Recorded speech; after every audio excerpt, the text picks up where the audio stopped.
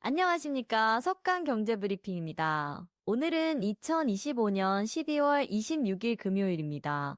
오늘 우리 증시에 정말 특별한 일이 벌어졌습니다. 삼성전자가 사상 최고가를 경신하며 11만 7천 원에 마감했고, 코스피는 4,129.68로 0.51% 상승 마감했습니다. 외국인과 기관이 합쳐 1조 4천억 원이 넘는 대규모 순매수를 기록하면서 연말 랠리가 본격화되는 모습인데요.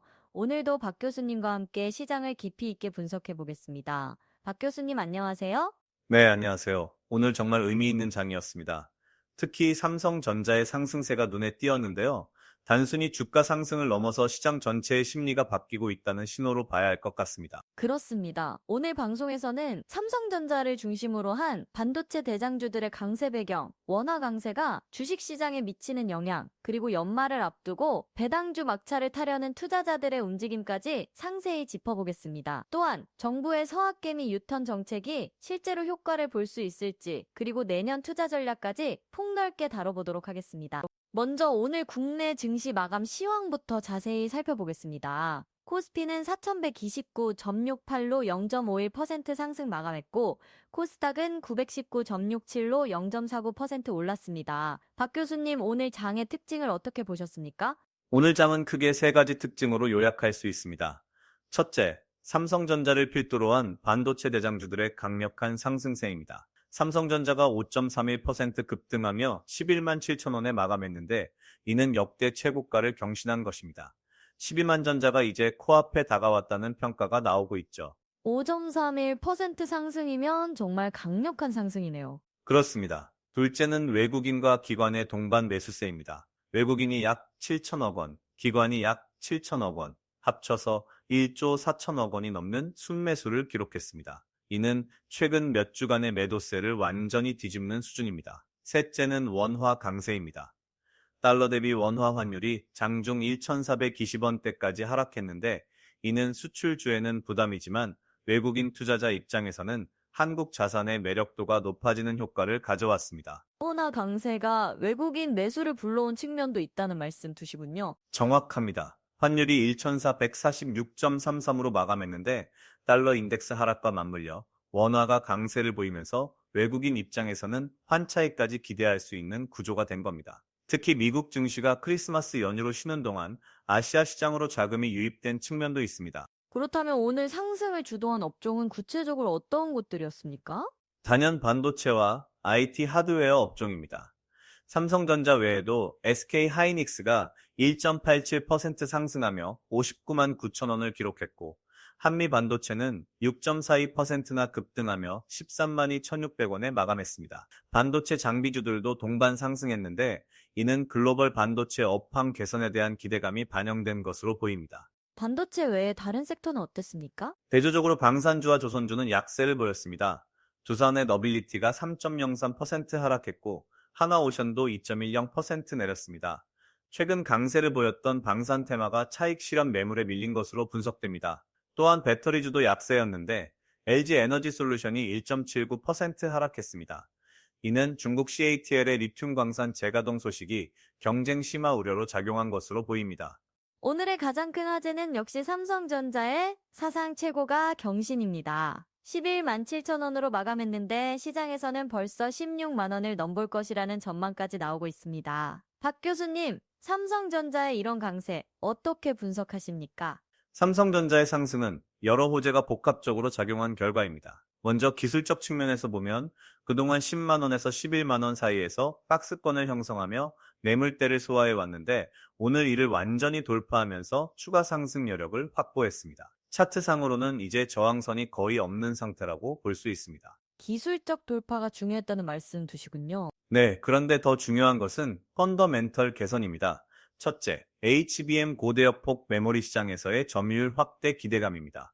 엔비디아의 차세대 GPU에 삼성전자의 HBM이 탑재될 것이라는 관측이 힘을 얻고 있고, 실제로 오늘 뉴스에서도 삼성전자가 GPU 독자 개발에 나선다는 소식이 나왔습니다. 이는 단순히 메모리 공급자에서 AI 칩 생태계의 핵심 플레이어로 도약하겠다는 의지로 해석됩니다. GPU 독자 개발이라는 것은 엔비디아와 직접 경쟁하겠다는 의미인가요?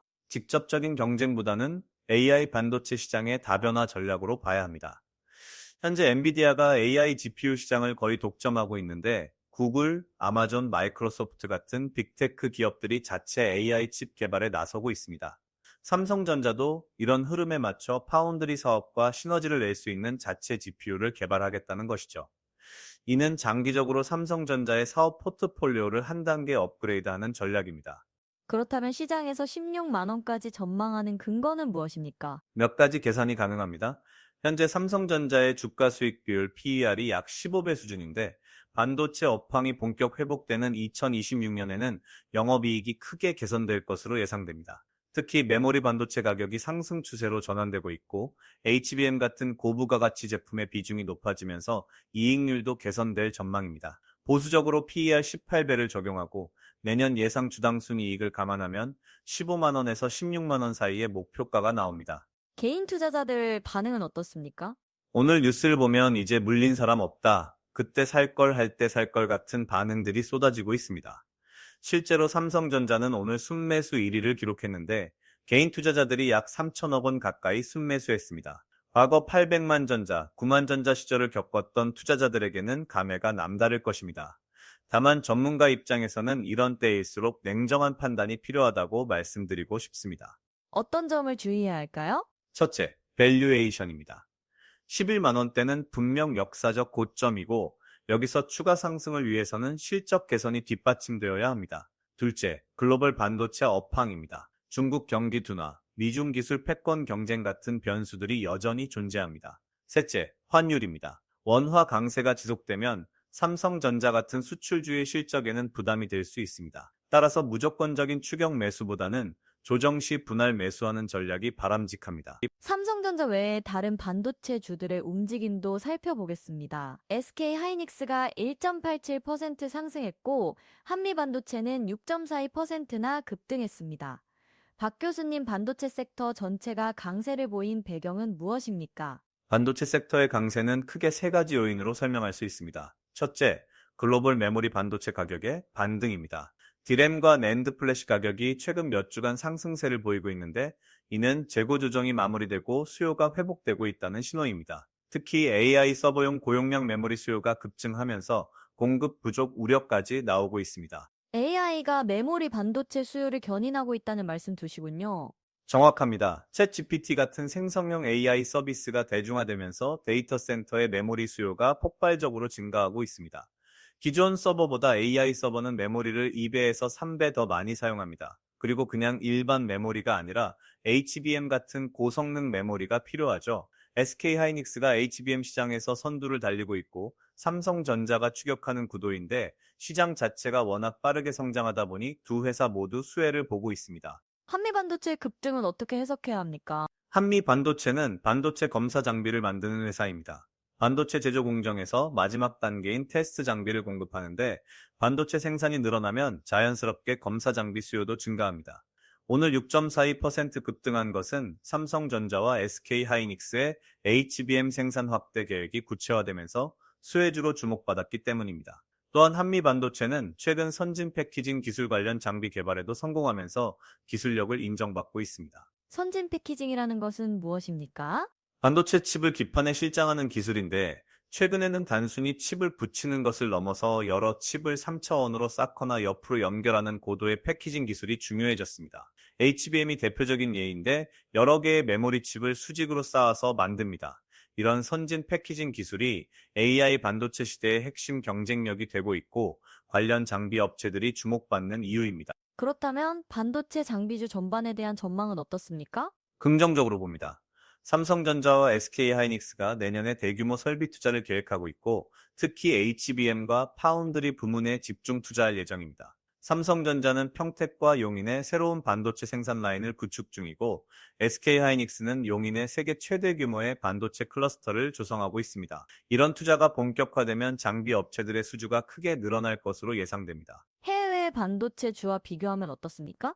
오늘 미국 시장 데이터를 보면 엔비디아가 0.32% 소폭 하락했고 TSMC는 0.62% 상승했습니다. 미국 반도체주들이 최근 고점 대비 조정을 받는 동안 한국 반도체주들이 강세를 보이는 것은 밸류에이션 매력 때문입니다. 엔비디아의 PER이 50배가 넘는 반면 삼성전자는 15배 수준입니다. 물론 사업 모델이 다르긴 하지만 상대적 저평가 측면에서 한국 반도체주로 자금이 유입되는 흐름이 나타나고 있습니다. 오늘 환율 움직임도 주목할 만했습니다. 원달러 환율이 1,446.33으로 마감했는데 장중에는 1,420원대까지 내려갔다고 하셨죠? 박 교수님, 원화 강세의 배경과 시장에 미치는 영향을 설명해 주시겠습니까? 오늘 원화 강세는 여러 요인이 복합적으로 작용했습니다. 첫째, 달러 인덱스의 하락입니다. 미국 연방준비제도가 내년 금리 인하 속도를 조절하겠다는 신호를 보냈지만 시장에서는 여전히 완만한 금리 인하를 기대하고 있습니다. 미국 10년물 국채 수익률이 4.14로 0.79% 하락한 것도 달러 약세 요인입니다. 미국 금리가 내려가면 달러가 약세를 보이는 것이 일반적이죠? 그렇습니다. 둘째는 한국의 경상수지 흑자 지속입니다. 수출이 견조한 흐름을 유지하면서 경상수지 흑자가 계속되고 있고 이는 구조적인 원화 강세 요인입니다. 셋째는 외국인 자금 유입입니다. 오늘 외국인이 코스피에서 약 7천억 원을 순매수했는데 이는 달러를 팔고 원화를 사서 한국 주식을 매수한다는 의미입니다. 자연스럽게 원화 수요가 증가하면서 환율 하락 압력이 커진 것이죠. 환율이 1,400원대 초반까지 내려가면 수출 기업들에는 부담이 되지 않습니까? 맞습니다. 이것이 딜레마입니다. 환율 하락은 수출 기업의 가격 경쟁력을 약화시키고 환산 이익을 감소시킵니다. 특히 자동차, 조선, 철강 같은 전통 제조업에는 부담 요인입니다. 실제로 오늘 현대차가 1.04% 하락했는데 원화 강세에 대한 우려가 반영된 측면이 있습니다. 다만 반도체나 IT 업종은 상황이 조금 다릅니다. 반도체는 왜 다릅니까? 반도체는 기술력과 브랜드 파워로 경쟁하는 산업이라 환율 민감도가 상대적으로 낮습니다. 물론 환율이 낮으면 원화 환산 매출이 줄어들지만 그보다는 제품 가격과 수요가 더 중요합니다.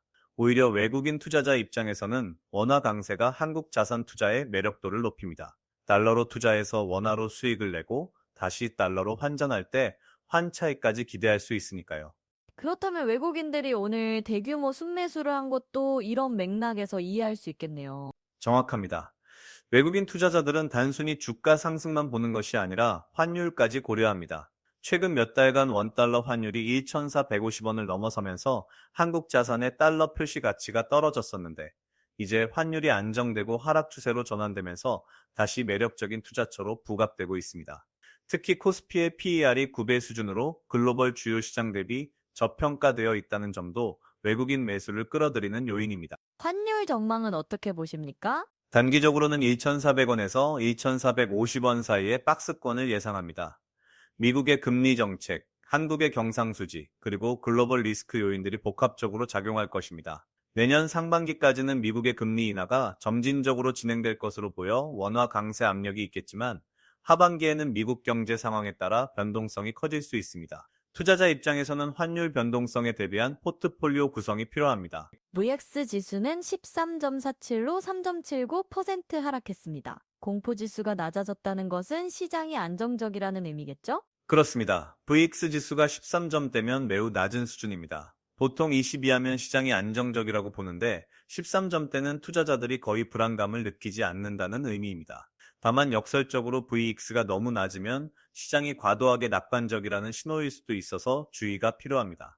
역사적으로 VX가 극단적으로 낮았던 시기에 갑작스러운 조정이 나타난 사례들이 있습니다. 미국 국채 시장은 어떻습니까? 미국 10년물 국채 수익률이 4.14로 0.79% 하락했습니다. 이는 채권 가격이 올랐다는 의미인데 투자자들이 안전자산인 국채로 일부 자금을 이동시켰다는 신호입니다. 연준의 금리 정책에 대한 불확실성이 있지만 장기적으로는 금리 인하 방향이라는 점에서 채권 매수세가 나타난 것으로 보입니다. 내년 미국 증시 전망은 어떻게 보십니까? 신중한 낙관론을 유지합니다. 상승 요인으로는 AI 혁명의 지속, 기업 이익이 견조한 성장, 금리 인하 가능성 등이 있습니다. 다만 리스크 요인도 만만치 않습니다. 높은 밸류에이션, 지정학적 리스크, 미국 대선 이후의 정책 불확실성 등입니다. 따라서 내년에는 올해처럼 일방적인 상승보다는 변동성이 커질 것으로 예상됩니다. 선별적인 접근이 필요한 시기입니다. 이제 오늘의 주요 이슈들을 심층적으로 분석해 보겠습니다. 먼저 배당주 관련 소식입니다. 오늘까지 이 주식사야 올해 배당금 수령 막차 탑니다 라는 기사가 나왔는데요. 박 교수님, 배당 기준일이 중요한 이유를 설명해 주시겠습니까? 배당을 받기 위해서는 배당 기준일에 주주 명부에 이름이 올라가 있어야 합니다. 한국 시장은 결제일이 이틀 걸리기 때문에 배당 기준일 이틀 전까지 주식을 매수해야 배당을 받을 수 있습니다. 올해 결산 배당을 받으려면 오늘이 마지막 매수 기회인 종목들이 많습니다. 특히 고배당주에 관심이 많은 투자자들이 막차를 타려고 서두르고 있습니다. 또 어떤 종목들이 주목받고 있습니까? 전통적인 고배당주인 통신주, 금융주, 그리고 에너지주들이 인기입니다. 배당 수익률이 5%를 넘는 종목들도 있는데 저금리 시대에 이런 배당 수익률은 상당히 매력적입니다. 다만 주의할 점은 배당락일에는 배당금만큼 주가가 하락하는 것이 일반적이라는 점입니다. 따라서 단순히 배당만 노리고 직전에 매수하는 것은 좋은 전략이 아닙니다. 그렇다면 배당주 투자는 어떻게 접근해야 합니까? 배당주 투자는 장기 관점에서 접근해야 합니다. 배당을 꾸준히 늘려온 기업, 배당 성향이 안정적인 기업, 그리고 사업 모델이 견고한 기업을 선택해야 합니다. 일회성 고배당보다는 지속 가능한 배당 정책을 가진 기업이 좋습니다. 또한 배당 소득세도 고려해야 하는데 2천만 원 이하는 저율 과세되지만 초과분은 종합소득세 대상이 됩니다. 다음은 시스웍 관련 소식입니다. 매각이 무산된 지 6개월 만에 다시 M&A 매물로 나왔다고 하는데요. 시스웍은 반도체 후공정 장비 업체입니다. 올해 상반기에 매각 절차를 진행했다가 무산됐는데 다시 매각을 추진한다는 소식입니다.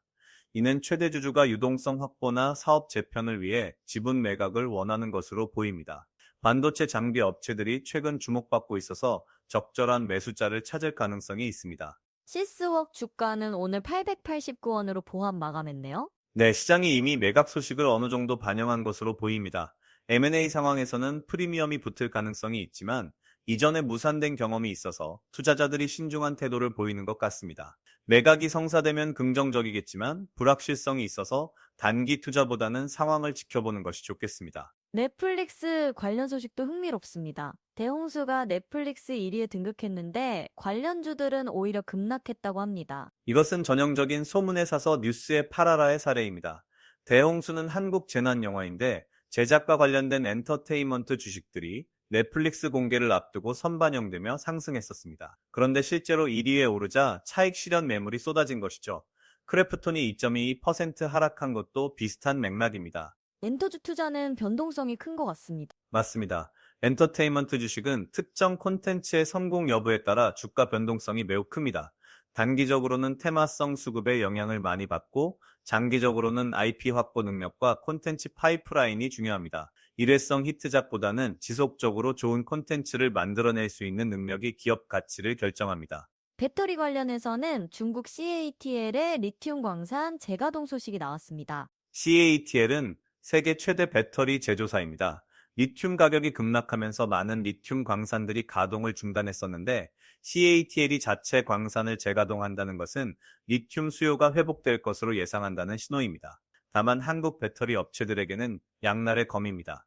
수요 회복은 긍정적이지만 CATL의 공급 확대는 경쟁 심화를 의미하기 때문입니다. 그래서 LG 에너지 솔루션이 1.79% 하락한 것이군요. 네, 시장이 경쟁 심화 우려를 반영한 것으로 보입니다. 다만 장기적으로 보면 전기차 시장의 성장은 확실한 트렌드이고 한국 배터리 업체들도 기술 경쟁력을 갖추고 있습니다. 특히 고성능 배터리 시장에서는 여전히 한국 업체들이 우위를 점하고 있습니다. 단기 조정은 오히려 매수 기회가 될 수 있습니다. 정부가 서학개미 유턴 정책을 발표하면서 논란이 되고 있습니다. 돌아오세요라는 정부의 호소에 실제로 서학개미들이 움직일지 관심입니다. 박 교수님, 이 정책을 어떻게 평가하십니까? 정부의 의도는 이해가 갑니다. 국내 증시로 자금이 유입되면 시장 활성화에 도움이 되고 세수 확보에도 긍정적이니까요. 하지만 투자자들의 선택은 결국 수익률로 결정됩니다. 단순히 세제 혜택만으로는 부족하고 국내 증시가 매력적인 투자처라는 것을 입증해야 합니다. 구체적으로 어떤 정책들이 나왔습니까? 해외 주식 투자에서 국내 주식으로 전환하면 세제 혜택을 주겠다는 것이 핵심입니다. 양도소득세 감면이나 금융투자소득세 과세 이연 같은 방안들이 검토되고 있습니다. 또한 국내 증권사를 통한 해외 주식 투자를 활성화하기 위해 수수료를 낮추고 서비스를 개선하겠다는 계획도 있습니다. 투자자들 반응은 어떻습니까? 회의적인 반응이 많습니다. 세금 아끼고 싶지만 국장은 불안이라는 기사 제목이 투자자들의 심리를 잘 보여줍니다. 미국 증시는 올해 25% 올랐는데 코스피는 10%도 안 올랐습니다.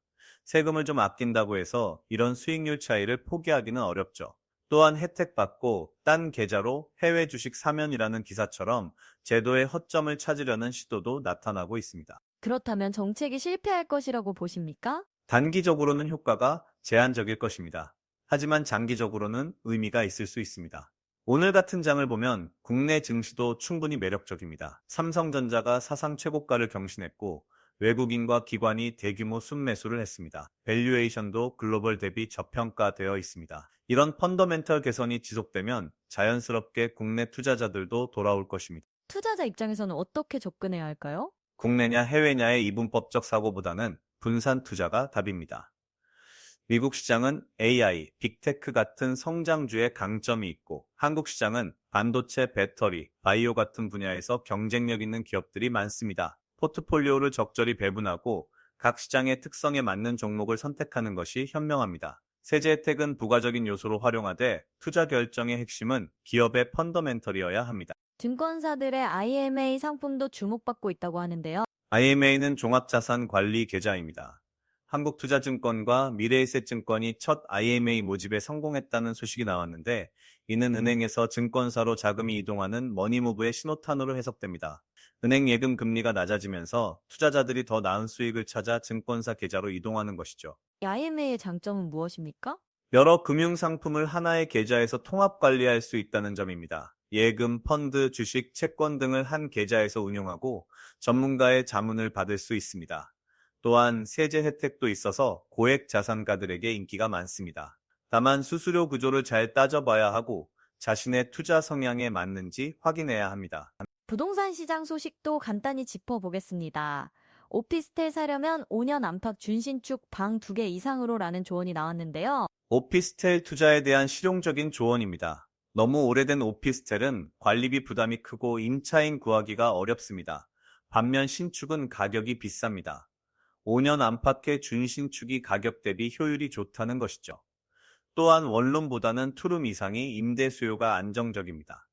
재택근무가 늘면서 공간이 넓은 오피스텔을 선호하는 경향이 있습니다. 부동산 투자 환경은 어떻습니까? 금리가 정점을 찍고 하락 전환할 것으로 예상되면서 부동산 시장에도 온기가 돌고 있습니다. 특히 서울 일부 지역에서는 아파트 가격이 상승세를 보이고 있습니다.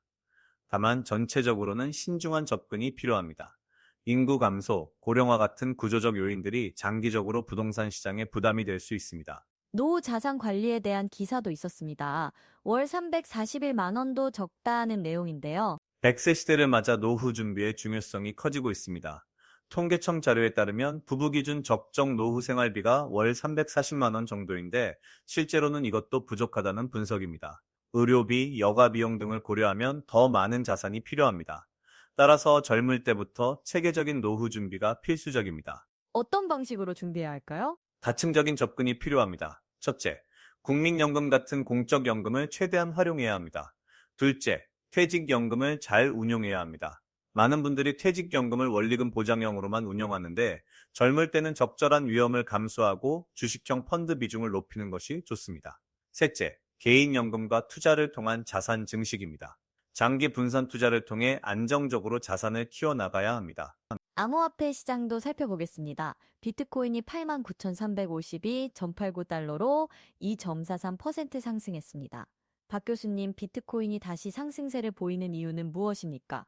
여러 요인이 있습니다. 첫째, 미국 현물 비트코인 ETF로의 자금 유입이 계속되고 있습니다. 기관 투자자들이 본격적으로 비트코인을 포트폴리오에 편입하고 있다는 신호입니다. 둘째, 달러 약세입니다. 달러 인덱스가 하락하면 대체 자산인 비트코인으로 자금이 이동하는 경향이 있습니다. 셋째, 내년 비트코인 반감기를 앞두고 선반영 매수세가 나타나고 있습니다. 금 가격도 4,543.30달러로 1.40% 상승했는데 금과 비트코인이 같이 오르는 것이 특이합니다. 둘 다 안전자산 또는 인플레이션 해지 자산으로 인식되기 때문입니다. 지정학적 리스크가 있거나 통화 가치에 대한 불안감이 있을 때 금과 비트코인 모두 수혜를 받습니다. 다만 금은 수천 년의 역사를 가진 전통 자산이고 비트코인은 15년 정도의 짧은 역사를 가진 디지털 자산이라는 차이가 있습니다. 비트코인 투자에 대한 조언을 해주신다면? 비트코인은 여전히 변동성이 매우 큰 자산입니다. 하루에 10% 이상 움직이는 것도 흔합니다. 따라서 전체 자산의 일부만 투자해야 하고 잃어도 되는 돈으로만 투자해야 합니다. 또한 장기 관점에서 접근하는 것이 좋습니다.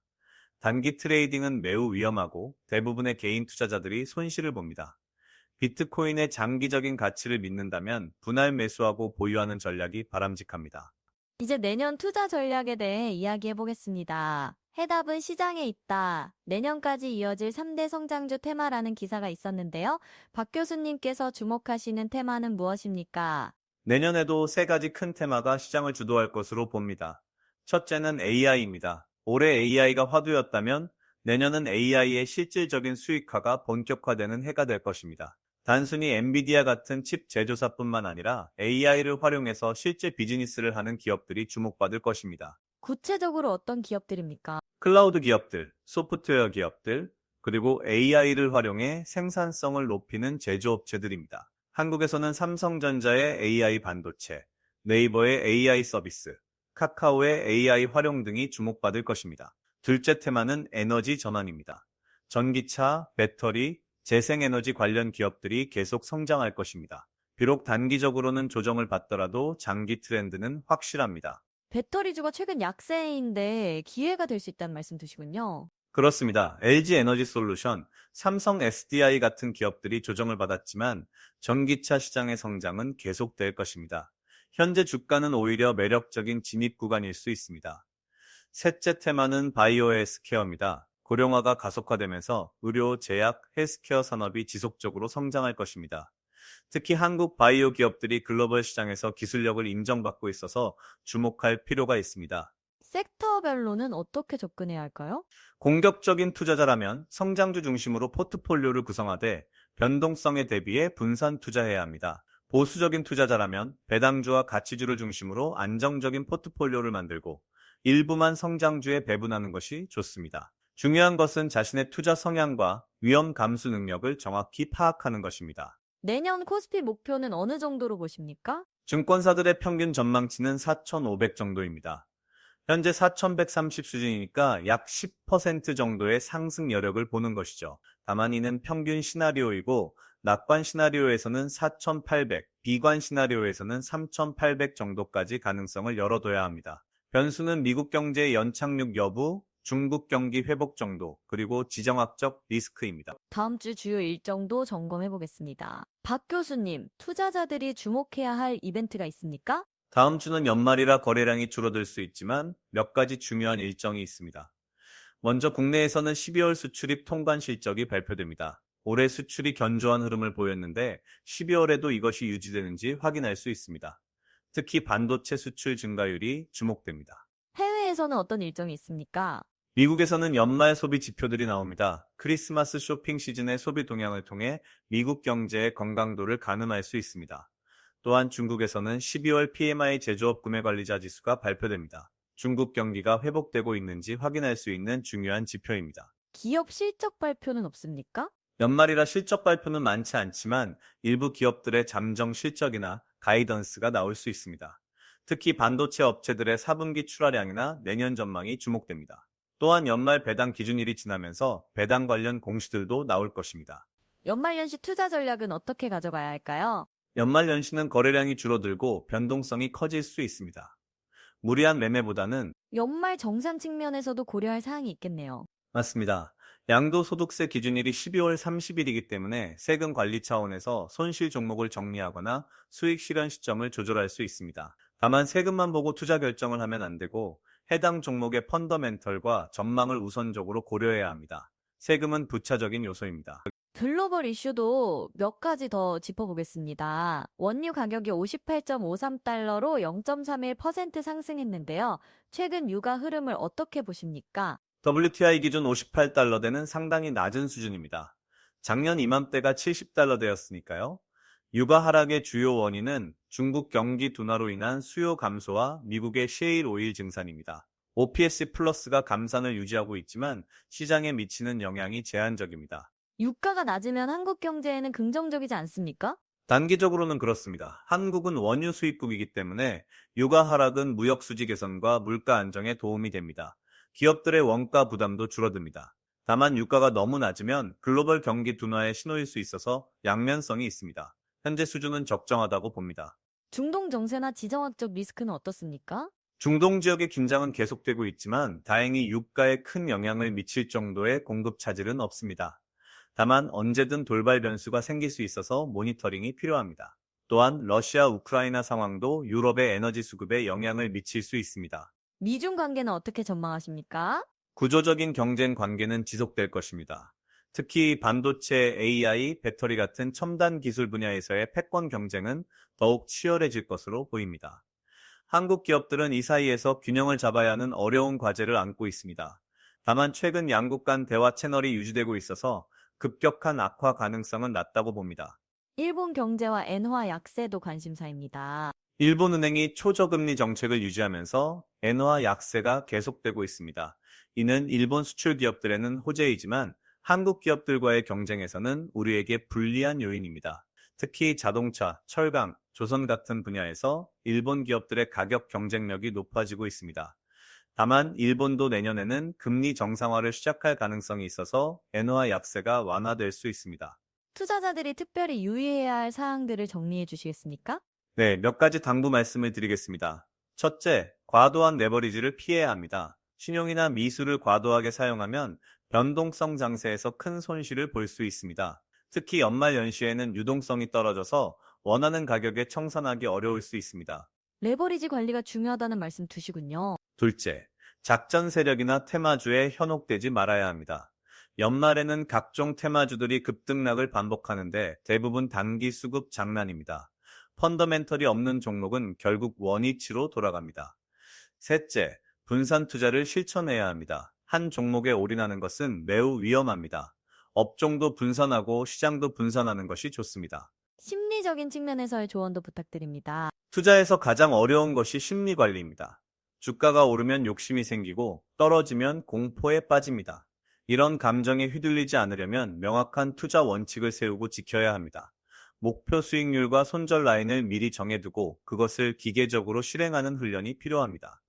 또한 단기 등락에 일희일비하지 말고 장기적인 관점을 유지하는 것이 중요합니다. 정보 관리는 어떻게 해야 할까요? 정보의 홍수 시대에 살고 있지만 정보가 많다고 좋은 것은 아닙니다. 신뢰할 수 있는 정보원을 선별하고 루머나 카더라 통신은 걸러내야 합니다. 특히 SNS나 온라인 커뮤니티의 정보는 검증 없이 믿으면 안 됩니다. 공시자료, 기업 IR, 신뢰할 수 있는 리서치 보고서 같은 1차 자료를 활용하는 것이 좋습니다. 초보 투자자들에게 특별히 당부하고 싶은 말씀이 있으십니까? 투자는 마라톤이지 단거리 달리기가 아닙니다.